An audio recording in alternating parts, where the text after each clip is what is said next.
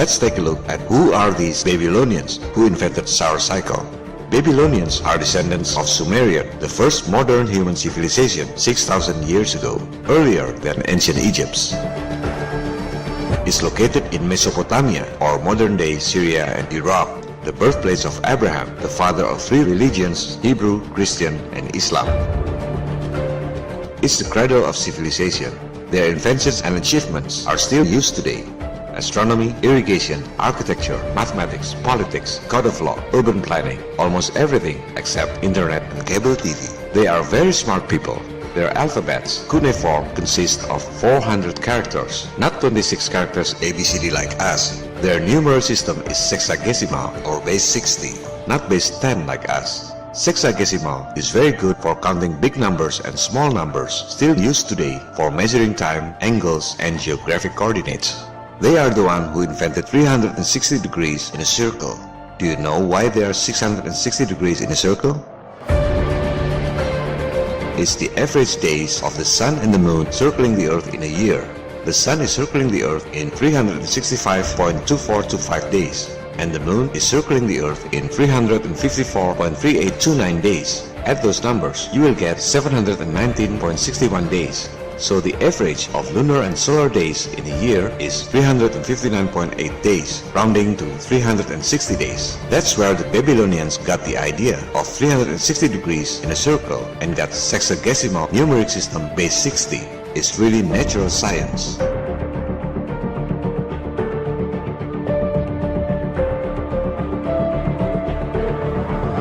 They are the one who invented lunar calendar, synodic month, the real astronomical event. The beginning and ending of each month is based on moon phases, hence the name month. That's natural science. On the other hand, modern-day solar calendar system is based on nothing. If you want to make solar calendar based on natural phenomena, the new year should be either summer June 22nd, autumn September 23rd, winter December 22nd, or spring March 21st. But solar calendar starts with January the 1st, which means nothing, and ends with December 31st, which also means nothing. It's not really solar calendar, and every date of the month has nothing to do with the moon. You're using a wrong calendar system. Yet Babylonians were aware of solar cycle too, so they invented the so-called lunisolar calendar. Its lunar calendar consists of 12 months, the closest lunar cycle with solar cycle in a year. They are the one who invented 7 days in a week. They observed the stars are moving in the same directions and the same speed, except there are 7 sky objects that move differently. They call it the 7 wandering stars. Later, by the ancient Greeks, is called planets. That's the origin of the word planet. Planet is not a ball that living creature can live on it like you always see in CGI cartoons published by NASA. Planet is a wandering star, a star which has its own path and speed circling the Earth. Those 7 wandering stars or 7 planets of the Earth are the Sun, the Moon, Mars, Mercury, Jupiter, Venus, and Saturn. Then Babylonians devoted 7 days every week to honor those 7 wandering stars. The first day to honor the Sun, hence the name Sunday. Second day to honor the Moon, Monday. Third day is for Mars, or in Nordic is called Tyr, Tuesday. Fourth day for Mercury, Mercredi in French. In German and Dutch is called Odin or Woden, Wednesday. Fifth day for Jupiter, Jueves in Spanish, is Nordic god Thor, Thursday. Sixth day to honor Venus, Viernes in Spanish, is Nordic god of Frigg, Friday. The seventh day to honor Saturn, Saturday. That's the influence of Babylonian culture. We still use it until now.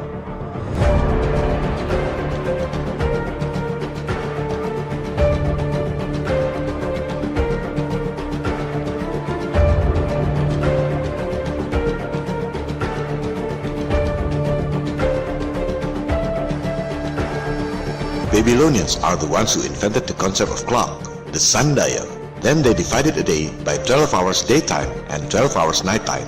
Where did they get the number 12? Of course, it's the 12 zodiac constellations in a year, and it takes 12 lunar cycles or months for the sun to return to its original position. Like every other celestial body circling the Earth in a certain cycle, Babylonians observed that solar and lunar eclipses happen in a cycle of 18 years, 11 days and 8 hours. That's the only way to predict eclipses. Nothing to do with heliocentric speeds and distances. Babylonians were using lunar calendar. They knew that solar eclipses always happen in new moon and lunar eclipses always happen in full moon. They knew well that during solar eclipses, the moon's position is at the nearest point to the sun. Yet, they never thought it's the moon that eclipsing the sun. This is very interesting. Since kids, we've been told and educated in schools that solar eclipses are caused by the moon and moon eclipses are caused by the ball Earth's shadow. A theory without any single proof, but taught in schools like a fact. Babylonians, however, observed the sky much more often and more careful than us. They didn't have internet and cable TV or social media to chat. They had the luxury of time to live in harmony with nature. Why didn't they think it's the moon that eclipsing the sun? First, because they knew there are so many unseen celestial bodies in the sky.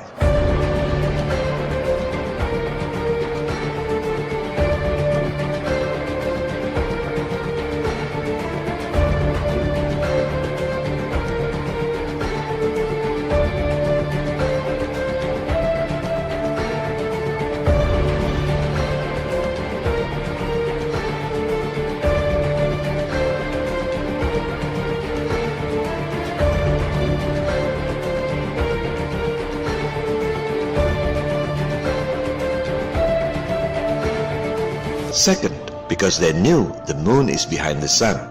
If the moon is in front of the sun, you would see the moon is getting close to the sun before eclipses, right? But you never see it. Let's use our logics here. Why can't you see the stars during daytime? Because the sun is too bright, right? And because the stars are behind the sun. There is no star between the sun and the earth, even according to heliocentrism. All stars are behind the sun. The sun is very bright at daytime, therefore you can't see the stars during daytime. But the moon is 400 times closer than the sun, according to heliocentrism. The moon is between the earth and the sun when it's new moon, and it's behind the earth when it's full moon. Sometimes you can see the moon very clear in the morning. So why can't you see the moon when it's new moon? Because the sun is too bright? Hell no. You can see every single object in front of the sun during daytime. You can see the clouds, airplanes, birds, etc. Sometimes you can see the moon in the sunlight. So why can't you see the moon when it's new moon? Because the moon is in unseen position? No, it's not correct either. Even in heliocentrism, the moon is near the sun during the new moon. So why you never see the moon when it's new moon? Because the moon is behind the sun at the time of the new moon.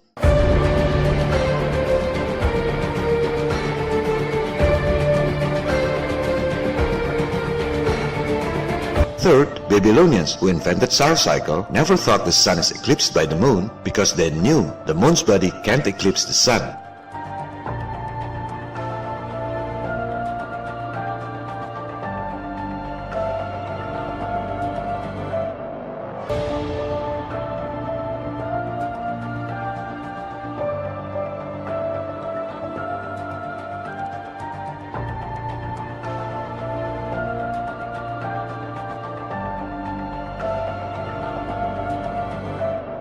Ancient people were aware of many unidentified celestial bodies that sometimes can be seen with naked eyes. Only a dark celestial body can eclipse the sun out of nowhere. Just like lunar eclipses are caused by other celestial bodies, so are solar eclipses. Babylonians called it the planet of crossing, planet X, dark sun if you will. And so do every cultures in the world. In India, they call it Rahu and Ketu. In Java, Indonesia, they call it Batara Kala. Not because ancient people are stupid, but because they really use their senses. Their senses told them it's not the moon eclipsing the sun, it's a dark sky object that can absorb light.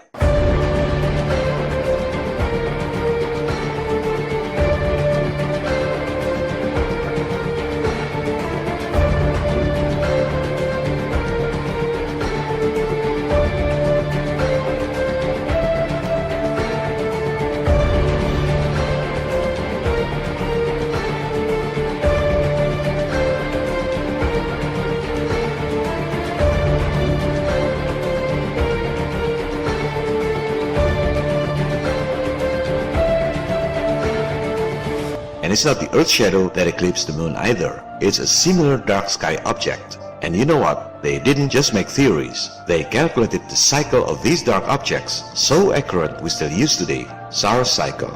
On the other hand, you don't use your own eyes and your own senses. You just follow what NASA told you.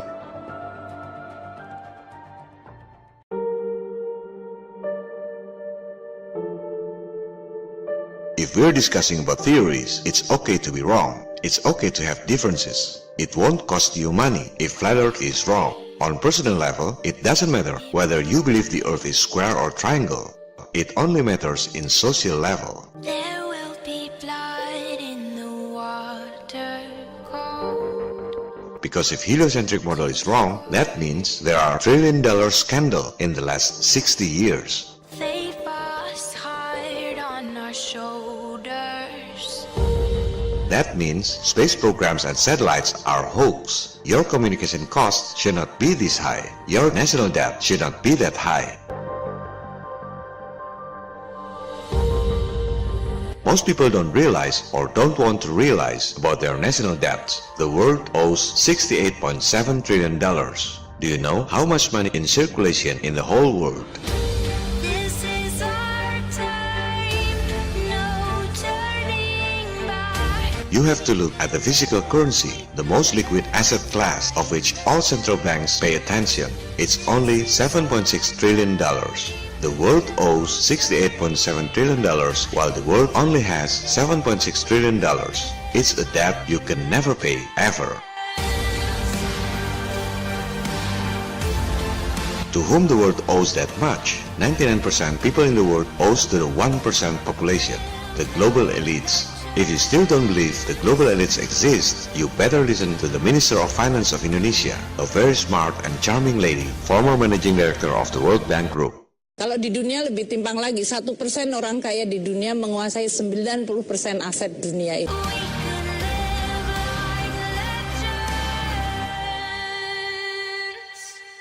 How come a very small group of people can make the others owe to them without even knowing it? Because they have rigged the systems to benefit themselves at the expense of most people on Earth. The greatest trick the devil ever pulled was convincing the world he didn't exist.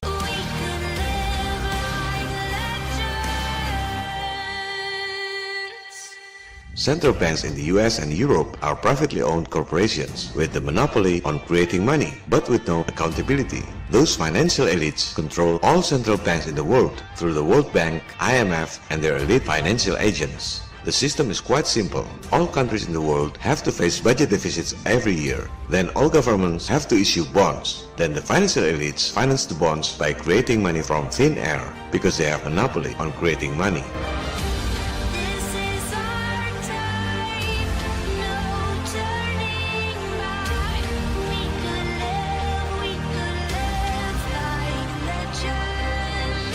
Then all governments collect taxes from the people to pay the interest. Next year, all governments face deficit again, and the never-ending cycle continues. The global elites have to create deficits in all national budgets. The biggest four deficit makers are wars, terrorism, financial crisis bailouts, and space program hoax, including satellite hoax. Those are the parasites that eat your stomach from the inside. That's what you have to pay from your taxes. Globe Earth hoax is the weakest link in their systems. You hit it right, the whole system will collapse.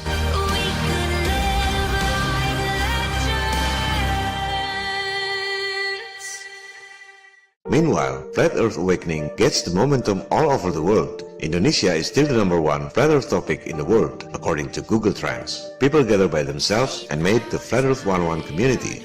It's from the grassroots, bottom up. I didn't create them. But legends never die. Imagine there's no heaven. On September 23rd, when the sun has its culmination at the equator in Pontianak, Indonesia, Flat Earth 101 community in all 34 provinces made a national movement to measure the sun distance in different locations. People from neighboring countries, Singapore, Malaysia, and Australia also participated in this event. Imagine all the people living for today. The result of this research has been presented in scientific journal format. It isn't hard to do. On October 28th, FE101 community made the second national movement. People in 34 provinces turned on mini Tesla coil wireless lamp. Imagine all the people